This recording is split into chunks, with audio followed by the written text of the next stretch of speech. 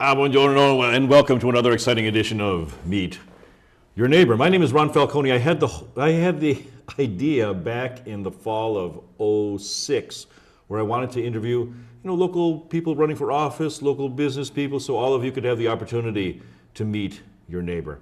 We have a very special guest today. She is the candidate for Medina County Coroner, and her name is Dr. Lisa Deranek. Dr. Deranek, welcome to the studios today. Hi, good How you afternoon, doing? Mayor. I'm well, thank you. Hey, Doc, can you tell me, first of all, why do you want to be coroner?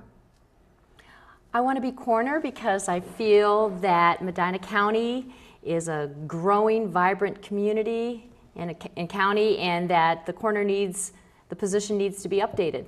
Okay, and probably I should ask you first, what does a coroner do? Well, a coroner's a very important position. He or she will be contacted for every death that is questionable, also for every homicide or suicide that occurs in the county. Okay. What? Tell me. Say you're successful in November. Tell me what are the things you're going to be doing as Medina County Coroner? Well, on day one after I become coroner, my first job is to hire a crime scene investigator that will work with me, and we'll be a team. We'll answer the phone calls. We will show up at the scenes, and we will work as a team together with law enforcement. We will work with the medical community, and we'll also work with other agencies like the funeral homes to expedite everything associated with the scene and make sure that the families are taken care of as well as the deceased in a timely fashion. Dr. Lisa, tell us about your educational background. Okay, well. Because obviously a coroner is a physician. Right, correct, yes. I graduated from Kent State University from the Honors College with a bachelor's in biology and pre-med. Okay. I then went to the Ohio State University College of Medicine. Go Bucks. Go Bucks. I then decided to do 2 residencies. The first residency I came back to Northeastern Ohio, and I did an internal medicine residency at Akron City Hospital, which is now SUMA. Internal medicine is the in-depth study of disease pathology, and its treatment. Okay. And I finished that and then decided that I wanted to do another residency in emergency medicine, and that's more high-paced or fast-paced and unpredictable. So I did that at Mount Sinai in Cleveland, Ohio. Wow. So I'll bet you probably have a lot of memorable medical moments. Oh my goodness. Can you share a few of them with people watching right now in Brunswick Hills, or maybe people watching on the internet? Where Mount Sinai was, it was in inner city, downtown Cleveland, and it was a cold winter night. It was below 0 and it was snowing. And we were a trauma center, so we had a gunshot victim come into our emergency department. Unfortunately, he was outside in his car for we don't know how long. So when we brought him into the emergency department and started resuscitating him, he was very, very cold. So we were in the process of resuscitating him, and we were bringing all specialties into the emergency department. And I remember the surgeons came in and looked at this unfortunate soul and said, you know what, we don't think we're going to be able to do anything. And this old doctor, who I'll remember for always, looked at them and said, son, he's not dead until he's warm and dead.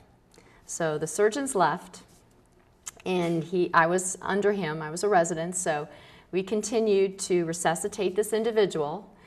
And 45 minutes later, when he got to a certain temperature, his body core temperature, all of a sudden we heard a bloop, bloop.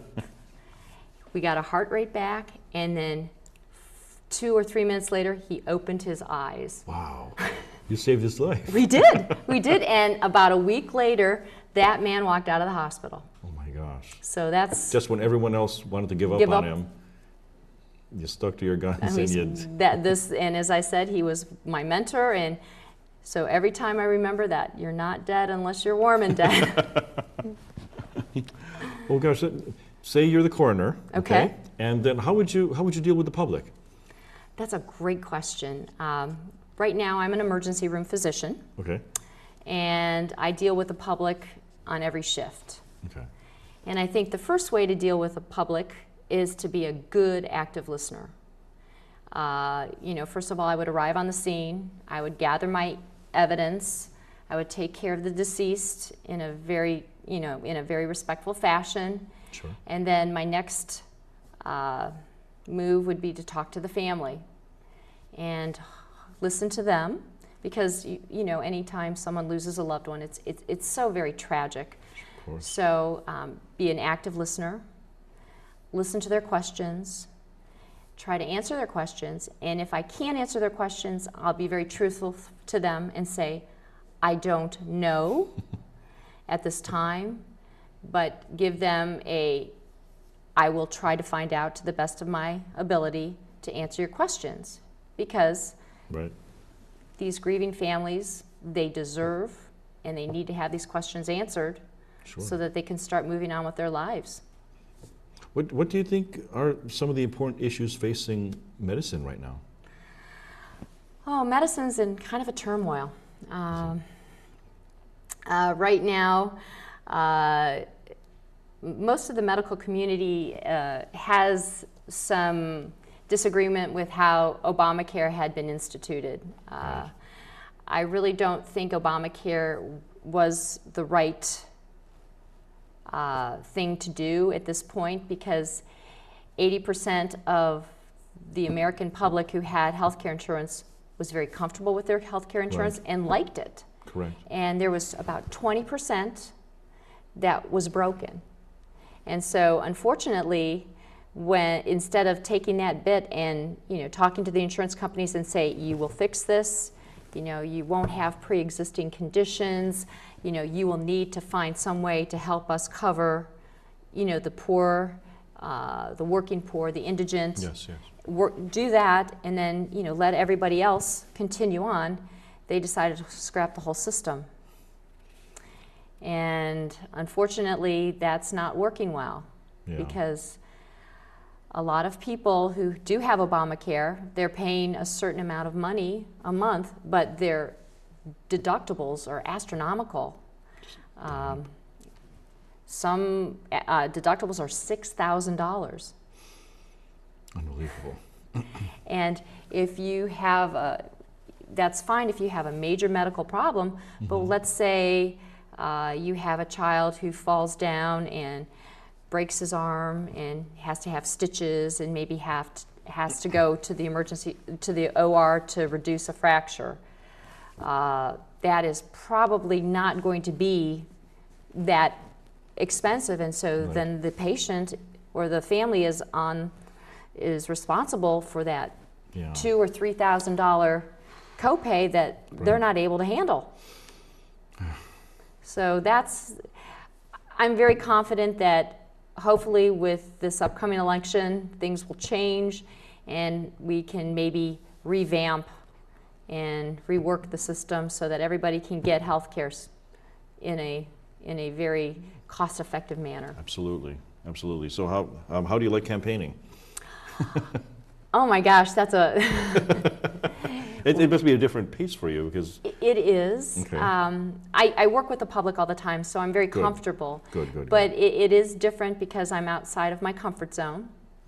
When I'm in my emergency department, that's my kingdom. That is that is where I'm the leader, and I run the emergency department in an orderly fashion, and I can except for who walks in my door, Sure. I know where certain things are. Where when you're in a meet and greet, people can come up and ask you all kinds of questions. all kinds of questions, or they can come up to you and tell you that they don't like you, or Things of that nature. Welcome to the world of politics. Liz. So that it's getting me out of my comfort zone. So I feel it's making me grow as a person. That's good. That's good. Yeah. Hey, tell me about your family. Oh, I have a wonderful family. I have an amazing husband. His name is Dr. Steve Fannin. Okay. He's also a physician. Yes, he is. Hey, Ben, I know we have some photos that Dr. Lisa sent to us. Could we run those now?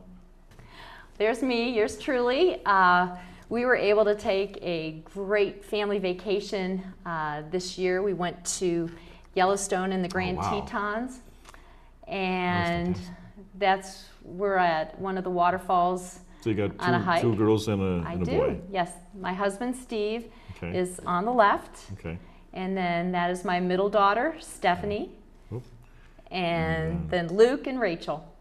And this is you at This is in your element, in your kingdom. There's me in my element. I'm sorry. That's wonderful. That's wonderful. Well, thank you for putting yourself out there, and Sure. and of course, getting outside of your comfort zone, so the public can meet and greet you as well. Right. So, what are some of the things that you like to do for fun? Oh, I've got lots of interests. I like to play tennis. Okay. I play at Paramount over in Granger Township, and then I also like to kickbox. Oh my gosh. That's another one of I wanted to get outside of my comfort zone. Okay. So I'm learning how to box and also do kicking with so that. do you go to competitions or anything, or do you just? Well, You're working towards that. You've already done it. No.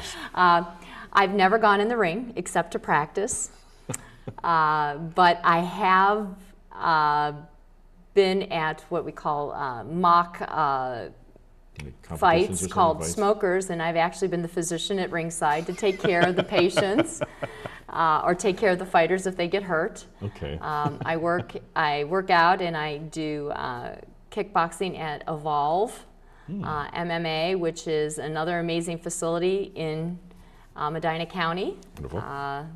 It's a great facility, and everyone should try boxing or kickboxing once. They'll love it. It's a great form of exercise. I can imagine. Yeah. Hey, Doc. For every guest on the show, I like to play a game of fill in the blank. Okay. Okay. When I was a child, I blank.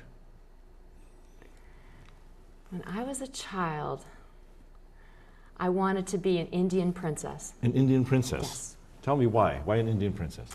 Because I would watch the cowboy movies, and they'd be out on the prairie, and there would be the horses and the teepees, and I just thought that was the neatest thing with just being a squaw and having the long hair and living in a teepee. What about the one place I want to travel to is blank? I want to travel to Egypt. To Egypt? To Egypt. Why Egypt? I'm amazed at the pyramids and all of the relics, and I think that would just be so breathtaking to go and be able to see that. And I've always wanted to. Have you ever been to the Middle East before? I've never been to the Middle East. That's on my bucket list. Same here. But I want to float down the Nile like Nefertiti and see all. I want to see the Sphinx and all the amazing Absolutely. pyramids. Absolutely. Well, Doctor, do you have any neighborly advice to tell our viewers who are watching right now in Brunswick Hills, or maybe people watching on the internet? Neighborly advice. Yeah. So the name of the show is Meet Your Neighbor. Meet My Neighbor. Maybe if you can give us some Well, advice. I hope you've gotten to know me a little bit. I would like your vote in November. I will make a very good coroner. I will be a coroner who answers her phone. I will be a coroner who goes to the scene. I'll be the coroner who works tirelessly to find the answers that are going to be needed to help people and their families and loved ones to gain peace and move on. Okay. Dr. Lisa Deranek, candidate for Medina County Coroner. Thank you so much for coming up to Brunswick and chatting with me today. I appreciate it. My name is Ron Falconi. I am the host of Meet Your Neighbor. I just wanted to thank Dr. Lisa Deranek for coming down here today and chatting with us. I doubt there's anything more profound to be said, so I'm going to sign off. My name is Ron Falconi. Arrivederci.